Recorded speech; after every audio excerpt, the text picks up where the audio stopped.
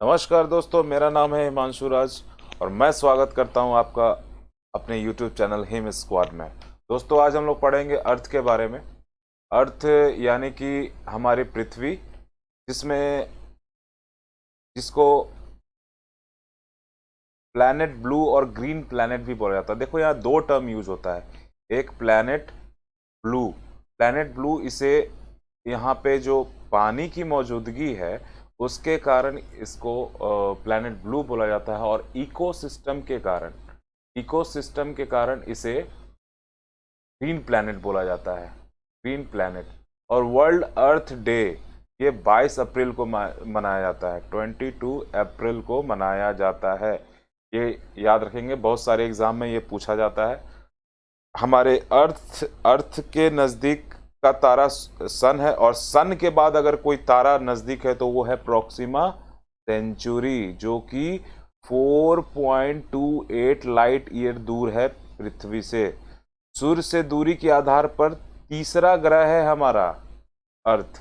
ये थर्ड है दूरी के आधार पर, और फिफ्थ है आकार में यानी कि साइज में और अपने अक्ष पर 23.5 डिग्री झुकी हुई है पृथ्वी। ये जैसे ये अर्थ है और ये 23.5 डिग्री का एंगल बनाता है। और स्पीड ऑफ रोटेशन यानी कि इस पे अपने अक्ष पे इसके घूमने की जो गति है वो 27.83 किलोमीटर पर मिनट है। और स्पीड, ये वाली स्पीड और वो वाली, ये स्पीड ऑफ रोटेशन की बात अभी मैंने की। और स्पीड यानी कि ये जो सन, ये मान लो सन है, ये इसका पाथ है, ये हमारी अर्थ है, ये इस पाथ पर फॉलो करता है।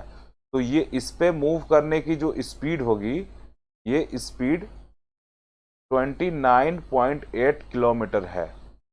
ये याद रखना। एक दिन 24.6 आवर के बराबर होता है, और दिन और रात अपने अक्ष पर घूमने के कारण होता है। यानी कि पृथ्वी जो अपने अक्ष पर घूमती है उसके कारण हम दिन और रात का अनुभव करते हैं। और ऋतुओं में परिवर्तन अक्ष पर झुकाव के कारण होता है, ना कि घूमने के कारण। कभी कभी ऑप्शन में पूछ भी सकता है कि ये भी डाल सकता है, तो ये याद रखना। झुकाव के कारण ऋतु परिवर्तन, और स्पीड ऑफ रोटेशन यानी कि ये जो घूमने की स्पीड है ना इसकी, ये वाली स्पीड, इसके कारण ऋतुओं में परिवर्तन होता है। ये इंपॉर्टेंट पॉइंट है, आप लोग इसे याद रखेंगे। और अर्थ का व्यास 12,756 किलोमीटर होता है, और पृथ्वी पर सूर्य से प्रकाश पहुंचने में 8 मिनट 19 सेकंड लगते हैं। अगर आपने 8 मिनट याद रखा है तो इसको अपडेट कर लें, इसे 19 सेकंड बढ़ा लें। आइए हम लोग देखते हैं इम्पोर्टेंट फैक्ट्स के बारे में।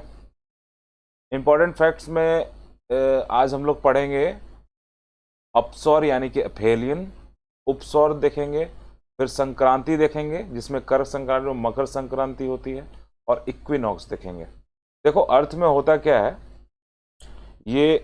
ये हमारी पृथ्वी है। इससे 3 काल्पनिक रेखा में, अभी मैं इसको आगे के वीडियोस में इसको अच्छे से ब्रीफ करूंगा, आप लोग को सारा समझ में आ जाएगा। फिलहाल के लिए आप इसे राउंड फिगर में समझ लो। इसे बोलते हैं भूमध्य रेखा या फिर इक्वेटोरियल लाइन। इसे बोलते हैं कर्क रेखा। और इसे बोलते हैं इस वाले लाइन को मकर रेखा। देखो, होता क्या है ना कि जब पृथ्वी घूमते घूमते, यानी कि हमारा ये कर्क रेखा वाला जो पार्ट है वो अगर सामने आ जाए सूर्य के, तो इसका मतलब होता है कि वो सूर्य का प्रकाश मैक्सिमम कर्क रेखा पे जा रहा है। और जब भूमध्य रेखा पे आएगा तो भूमध्य रेखा पे सूर्य का प्रकाश ज़्यादा मिलेगा, और इसी तरह से मकर रेखा पे। आइए हम लोग इसको देखते हैं, अपसौर क्या है। अपसौर या अपहेलियन अपहेलियन 4 जुलाई को होता है। ये डेट इंपॉर्टेंट है, इंपॉर्टेंट, इसको याद कर लेना। ये maximum distance between sun and earth, यानी कि सूर्य और पृथ्वी के बीच की अधिकतम दूरी को अपसौर या एफेलियन की स्थिति बोलते हैं। ये 4 जुलाई को होता है। यहाँ कंफ्यूज मत करना, क्योंकि आप तो ये सोचोगे कि ये मैक्सिमम दूरी है बिटवीन अर्थ एंड सन, और आपको लगेगा कि भाई ये जब मैक्सिमम दूरी है तो सूर्य का प्रकाश कम पड़ेगा। तो सूर्य का प्रकाश कम पड़ेगा तो वहाँ पे कंफ्यूजन होने का पूरा चांस होता है, इसलिए यहाँ आप ध्यान रखेंगे। इसी तरह से हाँ, ये डिस्टेंस जो होता है वो इतना किलोमीटर होता है। ये इम्पोर्टेंट नहीं है, बट आप बस इसे देख लो एक बार।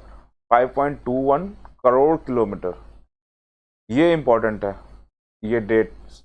उपसौर या पेरिहिलियन की स्थिति 3 जनवरी को होती है, 3 जनवरी, और इस टाइम मिनिमम डिस्टेंस होता है सन और अर्थ के बीच में। सन और अर्थ के बीच में मिनिमम डिस्टेंस होता है 3 जैन को, 3 जैन को। इसलिए यहाँ कंफ्यूज, यहाँ वापस से मैं बता रहा हूँ कि कंफ्यूज मत करना, क्योंकि मिनिमम डिस्टेंस कभी कभी हम लोग ये सोच लेते हैं कि मिनिमम डिस्टेंस है तो गर्मी होगी, तो वो जनवरी में तो हम ठंड महसूस करते हैं, हमें ठंड लगती है, तो इसलिए हम लोग कंफ्यूज हो सकते हैं। इसलिए यहाँ ध्यान रखिएगा आप लोग। और ये जो डिस्टेंस है वो 14.73 करोड़ किलोमीटर होती है। ये डेटा आप चाहें तो भूल सकते हैं, ये डेटा चाहें तो भूल सकते हैं, ये इम्पोर्टेंट उतना नहीं है, लेकिन बस एक बार देख लो। हाँ, अब एक नया टर्म है ये संक्रांति। आपने संक्रांति के बारे में, आपने मकर संक्रांति अभी 15 जनवरी को मनाया है, और यहाँ भी संक्रांति मिल रही है। ये कौन सा संक्रांति, ये पर्व वाला संक्रांति है या फिर ये साइंस वाला है, ये पढ़ने वाला है? तो कंफ्यूज नहीं होना। ये संक्रांति साइंस वाला है, और बेसिकली दोनों एक ही चीज़ है, बट दोनों का तरीका अलग अलग है। तकरीबन 1700 साल पहले ये 22 दिसंबर को ही आता था। ये देखो मकर संक्रांति कब आता है, 22 दिसंबर को, यहाँ पे दिया हुआ है। और हम लोग कब मनाते हैं, 15 जैन को, 15 जैन को मनाते हैं। ये इतना डिफरेंस क्यों आया? तो लीप ईयर होता है ना, लीप ईयर, तो हर एक 100 साल में ये 1-2 दिन आगे शिफ्ट होता जाता है। तो बस अभी के लिए इतना जान लो, आगे मैं डिस्कस कर दूंगा इसको डिटेल में। और कर्क संक्रांति 21 जून को इसकी स्थिति बनती है। संक्रांति क्या होता है? संक्रांति इसको कहते हैं कि जब हमारा सन जो है वो जब कर्क रेखा पर चमकता है, तो वहां पे मैक्सिमम लाइट कर्क रेखा पे जाता है। और इसके कारण, और ये देखो, ये हमारा नॉर्थ पोल है, ये साउथ पोल है, तो हमारा जो उत्तरी गोलार्ध है, यानी कि ये वाला गोलार्ध जो है, इसमें मैक्सिमम सनलाइट गेन करेगा ये, और यहाँ पे कम करेगा। इसलिए इस टाइम पे हम लोग को गर्मी का मौसम रहेगा, हम लोग गर्मी का एहसास होगा। और सिमिलरली साइमल्टेनियसली दक्षिणी गोलार्ध में, यानी कि साउथ पोल के पास, ये हमें सर्दी का एहसास करवाएगा, क्योंकि यहाँ पे सूरज की रोशनी कम पड़ती है, तिरछी पड़ती है, यू कैन से।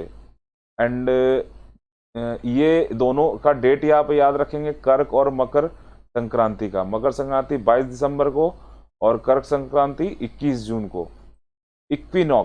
इक्विनॉक्स स्थिति वही है जब पृथ्वी का इक्वेटोरियल लाइन पे जब चमकती है, और डायरेक्ट सनलाइट जब सारे इक्वेटोरियल लाइन पे जाती है, तो वैसी स्थिति को बोलते हैं इक्विनॉक्स। इसमें होता क्या है, ये स्थिति वर्ष में 2 बार होती है, कर्क और मकर एक बार, यानी कि ये 21 जून को, ये 22 दिसंबर को, और इस पे जाने के क्रम में ये 2 बार विषुवत रेखा पर लंबवत अपना सूरज चमकता है। दो बार दो बार दो बार कब कब? एक 21 मार्च को और दूसरा 23 सितंबर को। 23 सितंबर को, ये पॉइंट याद रखना। वैसे हम लोग आगे इसको डिटेल ये करेंगे। ये एक बार फिर से देख लो, एफेलियन और पेरिहेलियन। एफेलियन की स्थिति कब होती है? 4 जुलाई को। सबसे इंपॉर्टेंट पॉइंट, सब भूल जाना, ये याद रखना कि 4 जुलाई याद रखना है। और ये कब होती है? 3 जैन को। पेरिहेलियन की 3 जैन को होती है। और इसके बीच में जब मैक्सिमम दूरी होगी तब होगी ये 4 जुलाई वाली स्थिति, ये वाली स्थिति। और जब ये मिनिमम होगी, ये देखो डिस्टेंस है ना मिनिमम अर्थ की, ये पोजीशन बता रहा है अर्थ का, इसका ये पाथ है, इसका ये पाथ है, पाथ ये यहीं इसी रास्ते को वो फॉलो करके सन को वो पूरा चक्कर लगाता है। तो जब वो मिनिमम डिस्टेंस पे होगा तो पेरिहेलियन की स्थिति बनेगी। और जब वो मैक्सिमम स्ट्रेंथ पे हो, मैक्सिमम लेंथ पे होगा या मैक्सिमम डिस्टेंस पे होगा तो एफेलियन की स्थिति बनेगी। इस पॉइंट्स को याद रखेंगे आप लोग। अब हम लोग देखते हैं कुछ MCQs। ये देखो, एक क्वेश्चन पूछा था बीपीएससी ने 2001 में।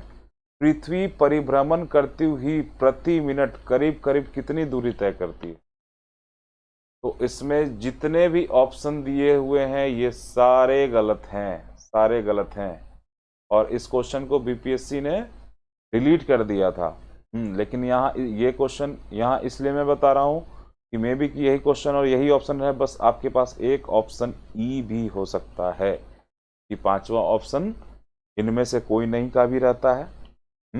तो इसका एग्जैक्ट आंसर जो होगा वो मैंने पहले आपको को बताया है। ये देखो यहाँ पे जो बताया था ना, 29.8 किलोमीटर पर सेकेंड, ये होता है, ये होगा इसका आंसर।